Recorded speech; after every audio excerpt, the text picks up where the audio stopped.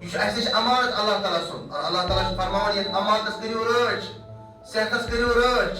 یہ رب سن امانت یہ میرا جسم میرا بدن میری مرضی کس کا چن کی یہ خود ایک انسان نے اپنے آپ کو کریٹ نہیں کیا ہے کریٹر اللہ ہے اور اللہ ہی نے یہ فیصلہ دیا ہے کہ یہ جسم یہ میرے تم کو میرے بندوں دیا ہے وَلَا تُلْقُوا بِأَيْدِيكُمْ إِلَى التَّهْلُكَةِ اور اپنے آپ کو اپنے ہاتھوں ہلاکت میں مت ڈالو تو اسی لیے سوسائڈ کرنا خودکشی کرنا اسلام میں حرام ہے خودکشی بہت بڑا گناہ ہے اسلام کے اندر جو انسان خودکشی کا اقدام کر رہا ہے وہ بزدل ہے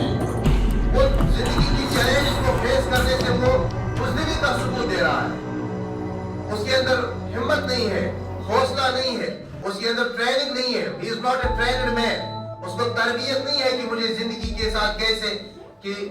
زندگی کے مشکلات اور مصیبتوں کے اندر انسان کو نا امید اور مایوس نہیں ہونا ہے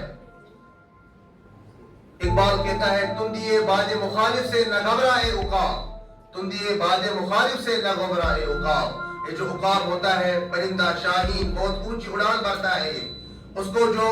اپوزٹ ڈائریکشن میں مخالف اور سخت تیز ہوائیں آتی ہے سائیکلون آتے ہیں تیز ہوائیں ونڈز چلتی ہے لیکن اس کو کہا جاتا ہے کہ تم دیے باد مخالف سے نہ گھبرائے عقاب یہ تو چلتی ہے تجھے اونچا اڑانے کے لیے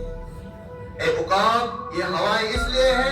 یہ تو تم کے ایگزام یہ چیلنجز ہے تمہیں ان چیلنجز کو فیس کرنا ہے اور جب تم ان چیلنجز کو فیس کرو گے اور اس ایگزام میں جب تم پاس ہو جاؤ گے کامیاب ہو جاؤ گے تو اس کا نتیجہ کیا ہوگا تم آگے بڑھو گے تم کو اللہ تعالیٰ اس سے آگے اوپر کا مقام دے گا اونچا مقام دے گا جیسے اس وقت آپ دیکھ رہے ہیں جو آدمی جو بچہ 5th میں پڑھتا ہے وہ پاس ہوتا ہے تو وہ کہاں پہنچ جاتا ہے